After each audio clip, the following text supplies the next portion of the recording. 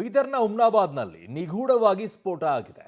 ಈ ಹಿಂದೆಯೂ ಕೂಡ ಆಗಿತ್ತು, ನನ್ನ ಗಮನಕ್ಕಿದೆ. ಹಿಂದೆಯೂ ಕೂಡ ಆಗಿತ್ತು, ಛಿದ್ರವಾಗಿ ಹೋಗಿದ್ದು ಕಾಲೆಲ್ಲ. ಈಗಲೂ ಇದ್ದಾನೆ ವ್ಯಕ್ತಿ.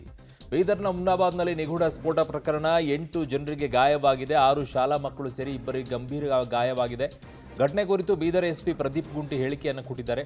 ಎಲ್ಲ ಆಯಾಮದಲ್ಲಿಯೂ ಕೂಡ ತನಿಖೆಯನ್ನು ಮಾಡ್ತಾ ಇದ್ದೀವಿ. ಮನೆಯೊಂದರ ಮಾಲೀಕರು ಪೇಂಟಿಂಗ್ ಕೆಲಸ ಮಾಡ್ತಾ ಇದ್ರು. ಮನೆಯಲ್ಲಿ ಕೆಲ ಪೇಂಟಿಂಗ್ ಕೆಮಿಕಲ್ ಇರೋದು ಕಂಡು ಬಂದಿದೆ. ಬಹಳ ದಿನ ಕೆಮಿಕಲ್ ಸಂಗ್ರಹಿಸಿಟ್ಟಿರುವುದರಿಂದ ಸ್ಫೋಟ ಶಂಕೆ ಅಂತಿದ್ದಾರೆ. ಮೊಳಕೇರ ಗ್ರಾಮದಲ್ಲಿ ಎಸ್ಪಿ ಪ್ರದೀಪ್ ಗುಂಟಿ ಹೇಳಿಕೆಯನ್ನು ಕೊಟ್ಟಿದ್ದಾರೆ. ಮನೆ ಎಸ್ಪಿ ಸರ್ ಹೇಳಬೇಕು, ಹಿಂದೆಯೂ ಕೂಡ ಇದೇ ರೀತಿಯಾಗಿ ಒಂದು ಸ್ಫೋಟ ಆಗಿತ್ತು. ಅಲ್ಲಿ ಓರ್ವ ವ್ಯಕ್ತಿ ಕಾಲೆಲ್ಲ ಛಿದ್ರವಾಗಿ ಹೋಗ್ಬಿಟ್ಟಿತ್ತು. ಆ ವಿಚಾರದಲ್ಲಿ ಯಾಕಾಗಿತ್ತು? ಆವಾಗಲೂ ಇದೇ ರೀತಿ ಕೆಮಿಕಲನ್ನು ಸಂಗ್ರಹಿಸಿಟ್ಟಿದ್ರ? ನೋ, ಡೀಪ್ ಇನ್ವೆಸ್ಟಿಗೇಷನ್ ಬೇಕಾಗಿದೆ ಈ ಪ್ರಕರಣದಲ್ಲಿ. ಎರಡನೇ ಬಾರಿ ಈ ರೀತಿಯಾಗಿ ಸ್ಫೋಟ ಆಗ್ತಾ ಇದೆ ಅಲ್ಲಿ ಬೀದರ್ನ ಹುಮ್ನಾಬಾದ್ನಲ್ಲಿ. ಮೊಳಕೇರ ಗ್ರಾಮದಲ್ಲಿ ಏನೊಂದು ನಿಗೂಢ ಸ್ಫೋಟ ಆಗಿದೆ. ನಿಗೂಢ ಸ್ಫೋಟಕ್ಕೆ ಬಹುತೇಕ 8 ಜನ ಗಂಭೀರ ಆಗಿರುವಂಥದ್ದು, ಅದರಲ್ಲೂ ಇಬ್ಬರು ಸ್ಥಿತಿ ಗಂಭೀರ ಆಗಿರುವಂಥದ್ದು, ಅಂದರೆ ಚಿಂತಾಜನಕ ಆಗಿರುವಂಥದ್ದು. ಹೀಗಾಗಿ ಒಂದು ರೀತಿಯ ಈ ಒಂದು ನಿಗೂಢ ಸ್ಫೋಟ ಹೇಗಾಯಿತು ಅನ್ನುವಂಥದ್ದು ಈಗ ಪೊಲೀಸರು ಫುಲ್ಲು ತನಿಖೆ ಮಾಡ್ತಂಥದ್ದು. ಮತ್ತು ಗ್ರಾಮದಲ್ಲಿ ಆತಂಕದ ವಾತಾವರಣ ನಿರ್ಮಾಣ ಆಗಿರುವಂಥದ್ದು. ನಾವೀಗ ಒಂದು ಬೀದರ್ ಜಿಲ್ಲೆ ಹುಮ್ನಾಬಾದ್ ತಾಲೂಕಿನ ಮೊಳಕೇರ ಗ್ರಾಮದಲ್ಲಿ ಇದ್ದೀವಿ. ನೋಡ್ಬೋದು ಯಾವ ರೀತಿ ಪರಿಸ್ಥಿತಿ ಇದೆ ಅಂತ. ಈಗಾಗಲೇ ನೋಡ್ಬೋದು, ಅಂದರೆ ಬಾಂಬ್ ಡಿಸ್ಪೋಸಲ್ ಸ್ಕ್ವಾಡ್ ಆಗಿರ್ಬೋದು, ಮತ್ತು ಫಾರೆನ್ಸಿಕ್ಸ್ ಆಗಿರ್ಬೋದು, ಇನ್ನಿತರ ತನಿಖಾ ತಂಡಗಳೇನಿದೆ, ಬಾಂಬ್ ಸ್ಕ್ವಾಡ್ದು ತನಿಖಾ ತಂಡ ಆಗಿರ್ಬೋದು, ಇನ್ನಿತರ ಎಲ್ಲ ಸ್ಪೆಷಲ್ ತಂಡಗಳು ಬಂದು ಈಗ ಎಲ್ಲ ರೀತಿಯ ಗ್ರಾಮದಲ್ಲಿ ಪರಿಶೀಲನೆ ಮಾಡ್ತಿರುವಂಥದ್ದು. ಈಗ ಎಸ್ ಪಿ ಅವರು ಹೇಳಿದ ಪ್ರಕಾರ ಒಂದು ಪಕ್ಕದಲ್ಲಿ ಒಂದು ಇರ್ತಕ್ಕಂಥ ಮನೆಯಲ್ಲಿ ಒಬ್ಬರು ಪೇಂಟರ್ ಏನಿದ್ರೆ ಕೆಮಿಕಲನ್ನು ಸಂಗ್ರಹ ಮಾಡಿದ ಪರಿಣಾಮ ಇದಾಗಿದೆ ಎನ್ನುವಂಥದ್ದು ಪ್ರಾಥಮಿಕ ಹಂತದ ಮಾಹಿತಿ ಎನ್ನುವಂಥದ್ದು.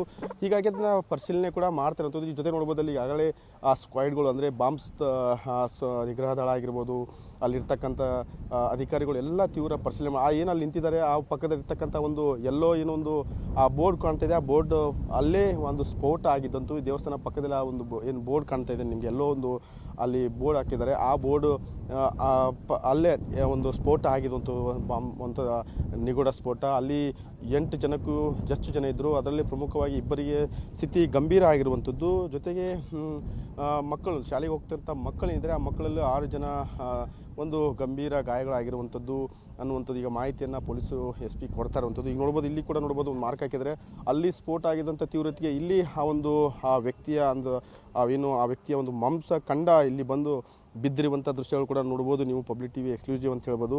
ಈ ಒಂದು ಮಾಂಸ ಖಂಡ ಅಲ್ಲಿಂದ ಸ್ಫೋಟ ಆದಂಥ ಒಂದು ತೀವ್ರತೆಗೆ ಇಲ್ಲಿ ಬಂದು ಬಿದ್ದಿರುವಂಥದ್ದು. ಆ ಪೊಲೀಸರು ಅದನ್ನ ಮಾರ್ಕ್ ಮಾಡಿರುವಂಥದ್ದು. ಇದೇ ರೀತಿಯ ಎಲ್ಲ ಕಡೆ ಪ್ರತಿಯೊಂದು ಕಡೆ ಬ್ಯಾರಿಕೇಡ್ ಹಾಕಿರುವಂಥದ್ದು ಪೊಲೀಸರು ನೋಡ್ಬೋದು. ಎಲ್ಲ ಕಡೆ ಬ್ಯಾರಿಕೇಡ್ ಹಾಕಿ ಇನ್ವೆಸ್ಟಿಗೇಷನನ್ನು ಮಾಡ್ತಿರುವಂಥದ್ದು ನೋಡ್ಬೋದು. ಈ ಕಡೆ ಕೂಡ ಎಲ್ಲ ಅಗ್ನಿಶಾಮಕ ದಳ ಆಗಿರ್ಬೋದು, ಬಾಂಬ್ ಸ್ಕ್ವಾಡ್ ಆಗಿರ್ಬೋದು, ಸ್ಪೆಷಲ್ ತಂಡಗಳು ಎಲ್ಲ ಬಂದಿರುವಂಥದ್ದು. ಬಂದು ಪ್ರತಿಯೊಂದನ್ನು ಇಲ್ಲಿ ಪರಿಶೀಲನೆ ಮಾಡ್ತಂಥದ್ದು ಅನ್ನುವಂಥದ್ದು. ಅಂದರೆ ಪ್ರಾಥಮಿಕ ಹಂತದ ಮಾಹಿತಿ ಪ್ರಕಾರ ಏನು ಪೇಂಟರು ಇಲ್ಲಿ ದೇವಸ್ಥಾನದ ಪಕ್ಕ ಇರ್ತಕ್ಕಂಥ ಮನೆಯಲ್ಲಿ ಹೆಚ್ಚಿನ ಒಂದು ಏನು ಕೆಮಿಕಲ್ ಸಂಗ್ರಹ ಮಾಡಿದೆ ಅನ್ನುವಂಥದ್ದು. ಹೀಗಾಗಿ ಇಲ್ಲಿ ಹೆಚ್ಚಾಗಿ ಒಂದು ಈ ಸ್ಫೋಟ ಆಗಿದೆ ಅನ್ನೋದು ಪ್ರಾಥಮಿಕ ಹಂತದ ಆಯ್ತು. ನೋಡ್ಬೋದು ಈಗ ಅಲ್ಲಿ ಎಲ್ಲ ಬಾಂಬ್ ನಿಗ್ರಹ ದಳ ಆಗಿರೋದು, ಸ್ಪೆಷಲ್ ಅಂದರೆ ಬಾಂಬ್ ಡಿಸ್ಪೋಸಲ್ ಸ್ಕ್ವಾಡ್ ಸ್ಪೆಷಲ್ ಆಗಿರುವಂಥ ದೃಶ್ಯಗಳು. ತೀವ್ರ ತಪಾಸಣೆಯನ್ನು ಪೊಲೀಸ್ ಇಲಾಖೆ ಮಾಡ್ತಿರೋದ್ರಲ್ಲೂ ಪ್ರಮುಖವಾಗಿ ಬಾಂಬ್ ಏನು ಸ್ಪೆಷಲ್ ಬಾಂಬ್ದು ಸ್ಕ್ವಾಡ್ ಬಂದಿದೆ, ಡಿಸೇಬಲ್ ಸ್ಕ್ವಾಡು, ಅದು ಕೂಡ ಮಾಡ್ತಾ ಇರೋದು. ಸ್ಪೆಷಲ್ ಟೀಮ್ಗಳು ಬಂದು ಇಲ್ಲಿ ಎಲ್ಲನೂ ಪರಿಶೀಲನೆ ಕೂಡ ಮಾಡ್ತಾ ಇರೋಂಥದ್ದು. ಯಾವ ಕಾರಣಕ್ಕೆ ಈಗಾಗಲೇ ಸಚಿವ ಈಶ್ವರ್ ಖಂಡ್ರೆ, ಉಸ್ತುವಾರಿ ಸಚಿವ ಈಶ್ವರ್ ಖಂಡ್ರೆ ತನಿಖೆಗೆ ಆದೇಶ ಮಾಡಿರುವಂಥದ್ದು. ಹೀಗಾಗಿ ಪೊಲೀಸರ ಒಂದು ಸ್ಪೆಷಲ್ ತಂಡಗಳು ಇಲ್ಲಿ ಬೀಡುಬಿಟ್ಟು ಪ್ರತಿಯೊಂದನ್ನು ತಪಾಸಣೆ ಮಾಡ್ತಿರುವಂಥದ್ದು. ಕ್ಯಾರಪ್ಸ್ ಆಸಿಫ್ ಜೊತೆ ಮಲ್ಲಿಕಾರ್ಜುನ್ ಕುಪ್ಪಿಗುಡ್ಡ, ಪಬ್ಲಿಕ್ ಟಿವಿ, ಬೀದರ್. ಮೊಳಕೇರ ಗ್ರಾಮದಲ್ಲಿ ಒಂದು ಸ್ಫೋಟ ಆಗಿದೆ ಅಂತ ಮಾಹಿತಿ ಬರುತ್ತದೆ ನಮಗೆ. ಹುಮ್ನಾಬಾದ್ ಪೊಲೀಸ್ ಸ್ಟೇಷನ್ ಲಿಮಿಟ್ಸ್ಗೆ ಬರ್ತದೆ ಈ ಊರು. ಈ ಸ್ಫೋಟದಲ್ಲಿ ಸುಮಾರು 8 ಜನರು ಗಾಯಗೊಂಡಿದ್ದಾರೆ. 8 ಜನರಲ್ಲಿ 6 ಜನರು ಮಕ್ಕಳಿದ್ದಾರೆ, ಚಿಕ್ಕ ಮಕ್ಕಳಿದ್ದಾರೆ, ಆ್ಯಂಡ್ 2 ಅಡಲ್ಟ್ಸ್ ಇದ್ದಾರೆ. ಸೊ 6 ಮಕ್ಕಳಲ್ಲಿ 2ರಿಗೆ ಸಣ್ಣ ಗಾಯಗಳಾಗಿದ್ದಾವೆ. ಅವರಿಗೆ ಟ್ರೀಟ್ಮೆಂಟ್ ಮಾಡಿ ಮನೆಗೆ ಕಳಿಸ್ಕೊಡಲಾಗಿದೆ. ಮಿಕ್ಕಿದ್ದ 4 ಮಕ್ಕಳು ಟ್ರೀಟ್ಮೆಂಟ್ ಪಡೀತಾ ಇದ್ದಾರೆ. They are also stable. 2 ದೊಡ್ಡವರಿಗೆ ಮಾತ್ರ ಸ್ವಲ್ಪ ಇಂಜುರೀಸು ಸೀರಿಯಸ್ ಇದ್ದಾವೆ ಅಂತ ಹೇಳ್ತಾ ಇದ್ದಾರೆ.